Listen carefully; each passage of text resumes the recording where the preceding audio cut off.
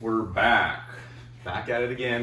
This is going to be our final episode to Series 1 or Season 1 of Dax's STi build, the Forgotten Step.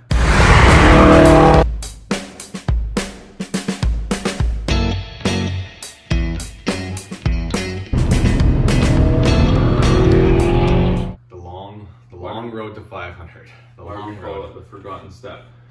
We call it the Forgotten Step because it's the things that most people don't want to do when they're making gains, you know? Like, who wants to drop a bunch of money when you're not going to gain any horsepower or any torque out of it? It's just the forgotten things and the steps that nobody wants to do. Which we have a couple steps coming up in the next series that are also going to be a Forgotten Step too. Yeah. Like for your oil pickup tube. Yeah, little things here and there. This is going to be the last episode of this season. We're just going to do a quick overrun of everything we did this season, kind of put our thoughts out there, some what we would have done differently kind of deals. So we're going to start it off, and the first topic is going to be intake removal. Should we have gone the harness off or the harness on road? It's a tough one. It's tough. I was trying to think about that this morning.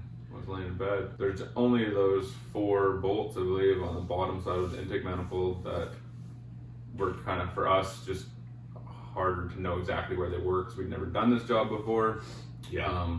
And our service manual recommended to remove the whole unit as an assembly with the harness and the fuel lines, which was nice for us to learn, and we were able to see all your connectors and make sure they're good, clean them all. It was good maintenance anyways, just to remove it all in my mind. Yeah, and be able to clean the top of the block and stuff. It was just, when I did the clean after we did all the dismantling, it was nice to be able to get into those tight spots and clean the spots that hadn't been cleaned and check everything, see if there's any cracks. Like, it's just a good way of doing the maintenance, I think.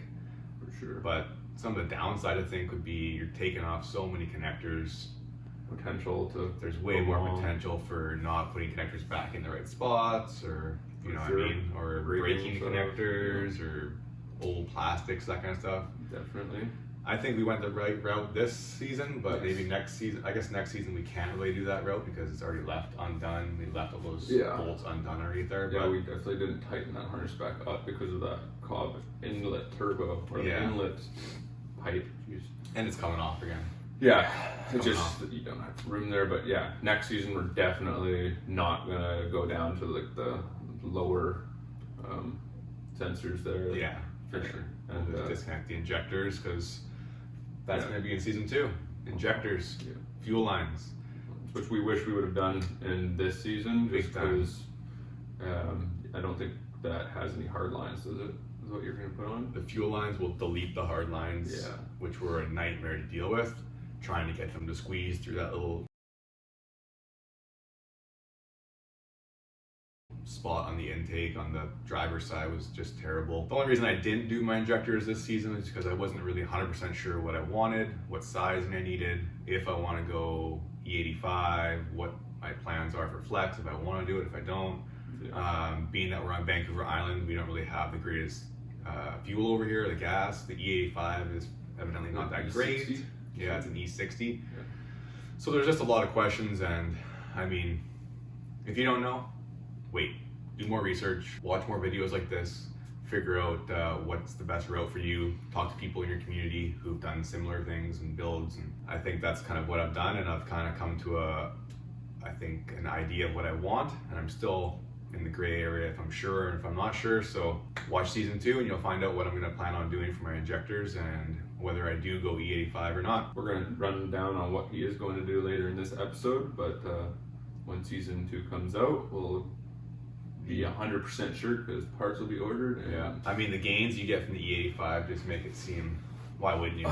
Yeah, that's the part. And it's just always give that power, performance 24/7 with the E85. Yeah, and it's evidently better for your engine because it's cooler, but then your fuel lines are more susceptible to failure because there's a corrosion. So it's like it's a catch-22 trying to pick which way you want to go. Everyone's doing E85, so it seems like that's the way to do things, but we'll see. Like, in my mind, if you want to get the best out of the whole situation, I'd just go E85 and run water meth. Both. Double down, baby. Double That's how we get them gains. That's a lot of gains. Speaking of gains, this season's gains. Not a lot. Not a lot. It was really hard. It was really hard to tell because like I hadn't had my access port working on my vehicle because I had the tune that I bought the car with. They lost the access port on the purchase, so I had to get a new access port which wouldn't accept the tune that was already on the car, so I didn't want to delete my tune and have to go get my car tuned for not adding parts. It just seems pointless, so I always just left my access port in the cupboard and waited till this day when I'm gonna get my car dynoed and get it tuned. So the feeling of it, I mean, it doesn't feel any faster. I think it feels a little healthier in the sense that I always thought I was over boosting and my boost was a little too high before, so it's good to know that it's in a PSI range that's not gonna blow my block or do damage to my turbo. So that's one nice benefit. And you were able to get the custom tune done, and you were able to see it, Yeah. talk to the guys. Thanks to Paradigm down in Victoria. You guys did Paradigm. awesome.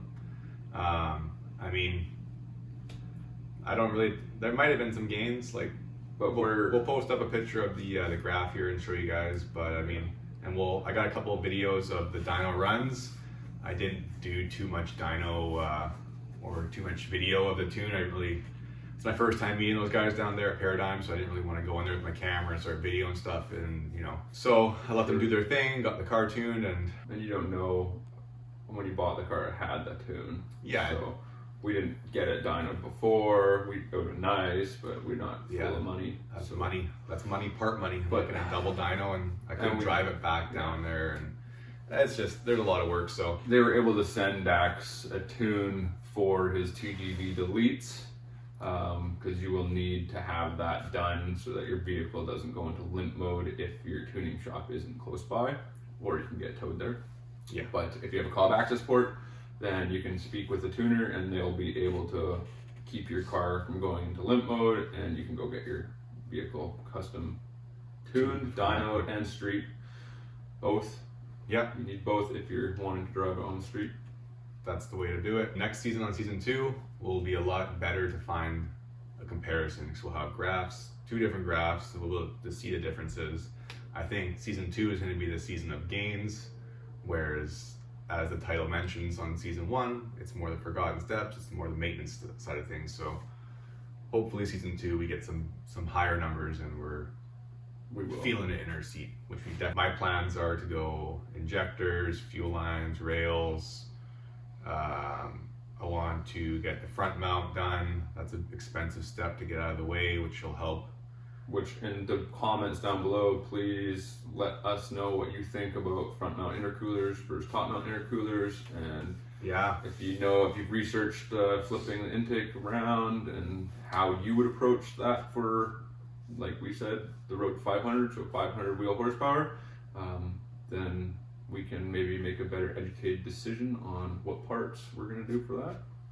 yeah, and I mean it's kind of season 2 is going to be all about fuel. I think that's kind of Fuel. that's the last part of the puzzle. I have the air, I have the You're keeping cooling. the turbo the same though. That'll be This down season, the road. yeah, next couple knows? seasons down the road we'll have new turbo. But fuel gives you a lot more oxygen because there's oxygen in E85 or in water meth. So you don't need to have as much air flow. You just need to have a Yeah. higher flow rate of fuel. So Yeah, that's the thing. Yeah. I mean, other than the fuel, which is why it's fuel next season. there's Big gonna, gains. there's gonna be a couple little things like I'm gonna try and prep for my rotated intake is what I'm planning on doing. A couple of mounts and stuff I want to get out of the way just to stiffen things up a little better for the higher power. I don't want anything breaking. I mean, I'm all about the reliable approach to tuning my car. I'm not looking for the quick get there and break my car in a month afterwards. So I We like. don't have 30 grand to throw at it. Yeah, and I mean it would be crazy to have it all done by next season. Yes. This season though, what was the best part of the season? You think? What did you like the most? Air oil separator. That was your favorite part? Yeah. Is that what's it called? Sarcasm? No, I don't know. It was the air oil separator is awesome just because we were able to make it look sexy, Clean. Like, I love how it turned out, Mhm. and it does a good job on what it's supposed to do. So more health, right? yeah, Clean out that oil from your air. and next season, like you said, fuel and a little more health too. So Yeah, I mean, I think the E85 will help cool things down too. Should be nice for my internals of my stock block. yeah, true. Cooler combustion. It was definitely, I think one of mine was probably just taking everything apart.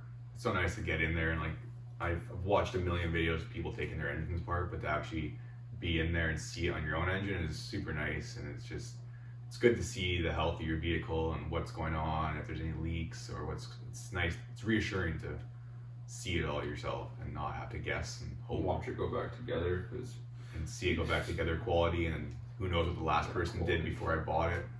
They had done stuff to the vehicle, so I don't know how well of a job they had done or if they had, you know, good, better, best. yeah. So that was definitely probably seeing it all come apart, and then obviously the end is always nice, but yeah. The mystery is still within the transmission and your clutch and what's in everything. the clutch? That'll be down the road season also. Evidently it's OEM, but there's definitely a different pressure plate or whatever the fuck it is. Pressure plate. The pressure plate I think is And the installed. clutch plates. Clutch plates, but the clutch itself is and the flywheel is, so I don't know. We'll see once we open her up. Yeah. One thing we didn't show in the first season was the spark plug change. We are going to post a video of that in the repair series of the Netfix YouTube channel, but we just kind of forgot about it. We were super rushed for time. We were trying to bang it out in a couple days, so The filming does not speed up the situation. That's for sure. It takes forever when you're filming everything as well. So we didn't get the spark plugs in this season, but we did do them. We went with the NGK 2309 Iridium plugs, recommended by the tuner. They're more of a cool. Yeah, there's two Iridium plugs, but the 2309, I think it's the IX over the, I can't remember the other Iridium, but the Iridium IX, I believe to be more of a modification plug, they call it, although they're still both Iridium, and it is one step colder than what your OEM spark plug is for. And from my research, which wasn't a lot, but his tuner also suggested the one step colder for this tune and what's done, because he already has some performance stuff, so it does have larger gains than just a stock engine would or stock vehicle. But the one step colder idea is what I've seen is like 100 horsepower. Every 100 horsepower, one step colder is something I found. But for now, these plugs will last even through the season, probably. I would say even through the next season with the fuel upgrades, and then when he starts getting to bigger turbos and whatnot, then we'll look at plugs then. Yeah, for sure. And see if it's doing right. Hopefully I'll be into more tuning mindset myself, because this is fairly new for me. I'm a mechanic, so I understand combustion and air fuel ratio and lambda, but I don't have a background in tuning, so we're just starting that now. Figuring things out, learning. And if things go wrong, then you learn from We're not pros. No. We're trying to put info out there, but we're also having to learn to put the info out. For sure. Coming up after this season, what are we doing? What's coming down the pipe here? Cadillac. Lots of stuff on Netflix for sure. Cadillac is where I'm going to try and start getting my tuning experience. We're purchasing HP Tuner Suite, the software and a laptop, and then I can just play around with the tuning on it. I don't have a dyno, so it's just going to be all street tuning, which does take a lot longer, but you're able to still tune with a wideband sensor in your exhaust with the AEM wideband sensor. HP tuners, they're compatible, so I'll be able to start learning on how different fuel ratios at different loads and RPMs it's exciting. help the Cadillac.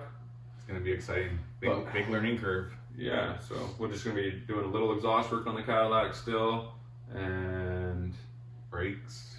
rear brakes, and putting some Hawk rear brakes on the car this weekend.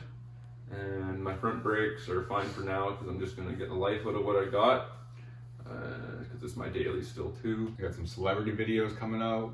We're throwing down a lot of special guest videos of just repairs. Pierce is always busy doing work, so if there's a cool job, we'll always try and film it and show you guys, especially if they're a popular vehicle. Stay tuned to find out what those vehicles are. Yeah. I think that's going to kind of probably wrap up this final episode, and thanks for watching, guys. Yeah, thanks for watching. Hopefully you enjoyed this season from the beginning. I know we did. Yeah, it was long. I mean, Dax might have not with all the editing. Definitely a lot of editing. Shout out to all those YouTubers. It sucks editing. But especially when you have, how many hours did you probably have there? 20 hours of footage. 20 hours of footage for that one season. So splitting that up and having it on iMovie, it ain't the easiest task. Don't have the best computer, but anyways, we did what we could with what we had. Yeah. We did good. Make sure you guys drop some comments, some likes. Let us know what you think. What do you want to see next season? And don't forget to subscribe. We're trying to get to 100 still, guys. Let's get there. So close. We want that URL. Yep. Please subscribe. Please. Okay. Till next Thanks. episode. Next Keep watching. season.